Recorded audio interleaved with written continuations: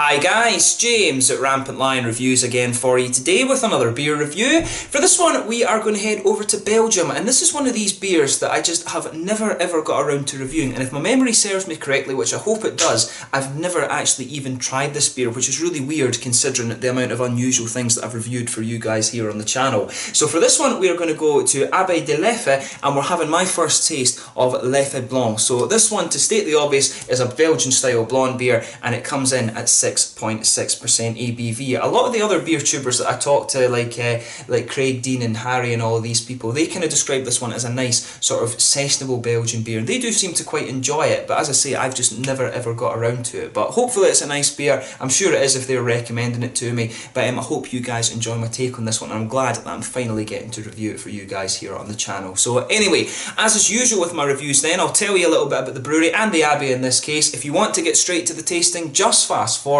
All the usual links are in the description below. That's the brewery website, the link to my future reviews that I'll do from Abbé de Leffe. Very first time I'm trying one of their beers, of course, if memory serves me correctly. There's all the usual social media. If you want to see more beer reviews, do please consider subscribing to the channel. The whole channel, of course, has a geography-based tagging system, so you can go into the homepage and search for beer based on country, city or state, whatever it is you're interested in. Do check out the playlist of beers from different countries. There is one there for all the Belgian beers that I've reviewed for you, and as always, please do get in touch and let me know some of the other beers and breweries that you guys would like to see me review. It's always great to hear from you guys that are watching the videos, and the support that you show the channel is hugely appreciated. So anyway, the Notre Dame de Leffe was founded back in 1152, basically the Abbey of Leffe, and it was founded on the Moise River, and it was an abbey of Premonstratensian canons who were basically monks living in the community that was characterised by its hospitality. They'd get a lot of pilgrims basically come into the abbey, and they would look after them. But the abbey itself is located in Dinant in the Wallonie region of Belgium, which is of course the French-speaking region in the south,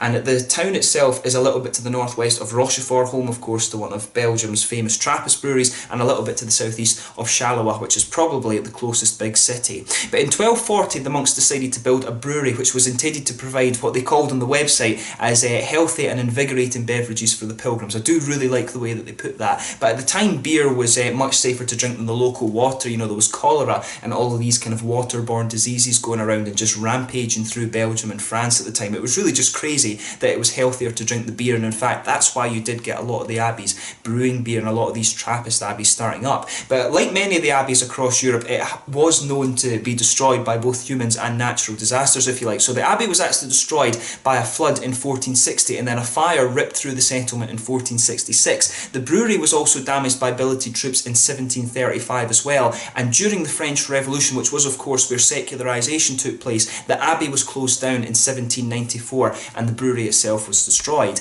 But the monks returned in 1902 and re-established the monastery, and it was then consecrated once again by the church in 1929, and the abbey church was actually reconstructed on old farming land as well, in the form of the old 18th century church that had been destroyed and basically fallen into disrepair over time. But in 1952 Abbot Nace from the abbey decided to reincarnate the brewery, and began brewing beers with the original recipes once again, and to do this the monks teamed up with Albert Luitvoet, who's from the Luitvoet Brewery, if I'm pronouncing that correctly, over in Uveries, which I think is actually into the Flemish region of Belgium. But the Leffe beer is now part of AB InBev's profile, Anheuser-Busch InBev of course, and it's brewed at the Stella Artois brewery in Leuven in Belgium. But apparently there is a Leffe museum in the town of Dinant that you can go and visit, and it's quite close to the original church, which is, from as far as I know, is what you actually see on the front of the label here. So an interesting beer with an interesting history, and you know, one of these things that people are always a little bit reserved about is when the big companies, the big conglomerates start to take over the kind of abbey breweries and stuff like that. So hopefully the quality of this beer doesn't change. If the quality of beer stays the same, then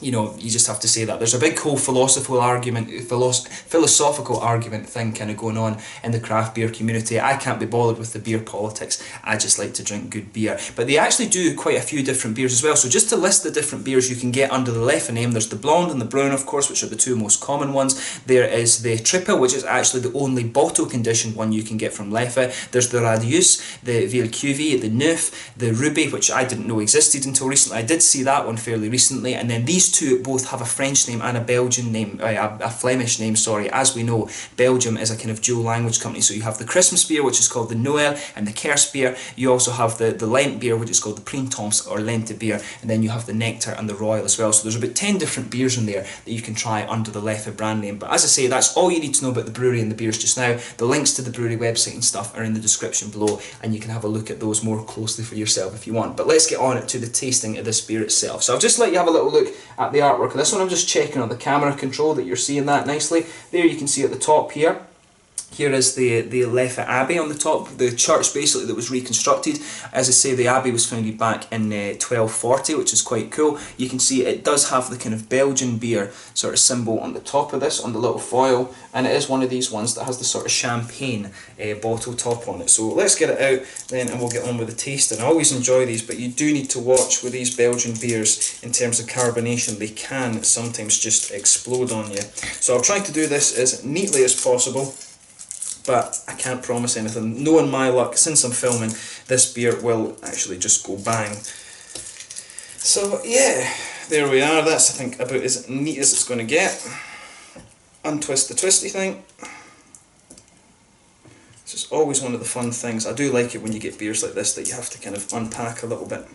So we'll just pray that this doesn't explode, because my friends bought one of these yesterday and the top thing came right off, but this one, it seems to have behaved itself, so we'll see.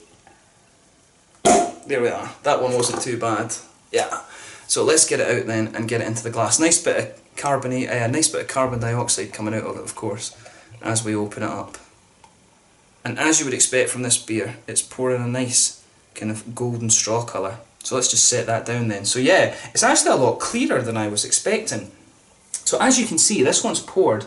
It is a nice kind of dark, almost biscuity kind of colour. There's a solid 2 finger of head on this one. I would say it's a sort of creamy white head, quite foamy rather than anything else, and there's a nice sort of yeasty, bready character coming off it as we sort of move it around, but 1 or 2 big bubbles sticking towards the side of the glass, and as you can see, quite a few bigger bubbles kind of going up towards the bottom of that head there in this one. As we know, Belgian beer does tend to be quite carbonated, of course, but it looks very, very nice, and if I put my fingers behind the glass, you can see it is pretty crystal clear. So let's have a closer look at the aroma then and see how we get on.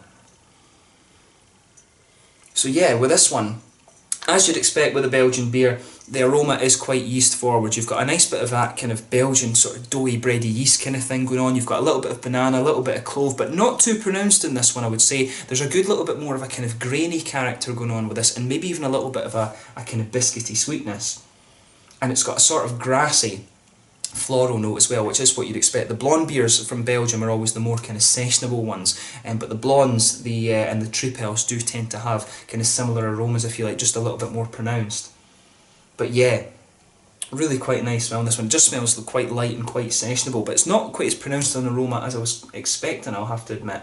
But yeah, a little bit of grassy and floral character from the hops, maybe even a little bit herbal, to be honest.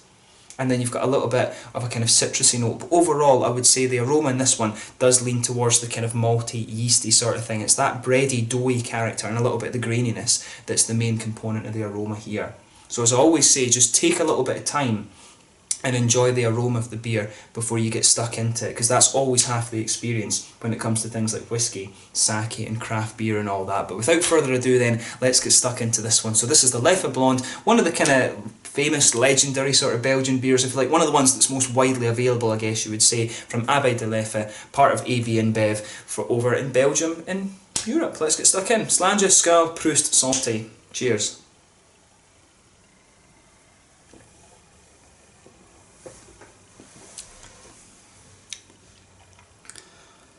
Yeah, you know, I can see exactly what like Craig and Dean and Harry and Peter and all that were saying about this. It is just a nice, easy-going, kind of sessionable beer, this, and you know, that's what I was expecting and that's what I'm getting, so yeah, that's what I do like about it.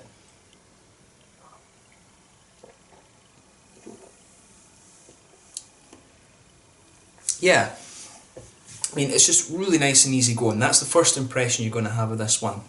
So as I always say, sugar the beer around your palate a little bit and just let your whole mouth adjust to it before you start analysing it too much.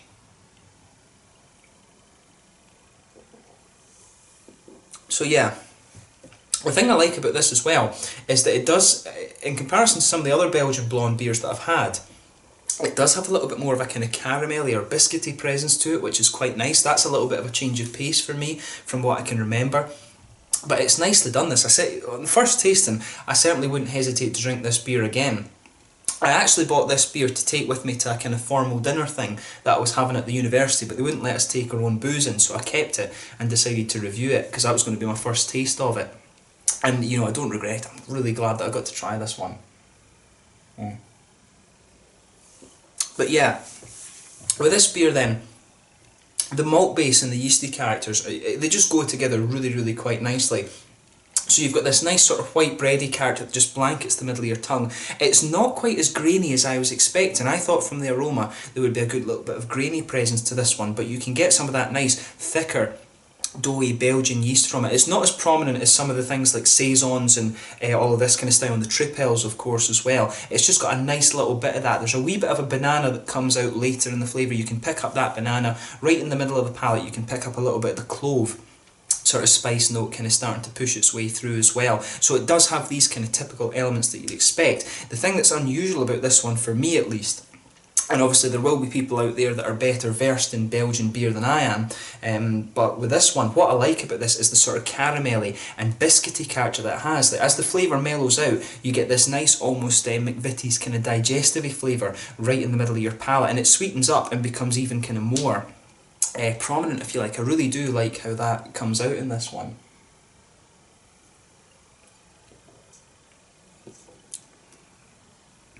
Yeah, for me it's got this nice sort of biscuity character there, and that just makes it a little bit different from the other Belgian beers, of course. The one thing I do maybe worry about a little bit, since it's an AB InBev beer, it could be there's maybe some of these sort of lager kind of sweetening adjuncts being put into it. I don't know if they've changed the recipe or anything like that, so I won't say too much more about that, but I do quite like that slightly sweeter feel that the beer has. But you can pick up these typical sort of Belgian-y, bready, yeasty characters coming out of this one, and I do think when it's such a historic beer, I don't think they'll have changed the recipe too much, although that said, you know, when you start to move things, if it's originally been brewed in copper kettles, for example, and then they've moved it to stainless steel, which tends to be the case in these sort of big breweries and things like that, that can change the flavour a little bit. But to me, it comes across as quite a nice beer, and it's not kind of punchy in any one regard. This one is more about how the different flavours blend together. So do comment about that in the section below and let me know your own thoughts on that. Has the flavour of this beer changed a little bit since AB InBev took over? Do let me know about that in the comment section below.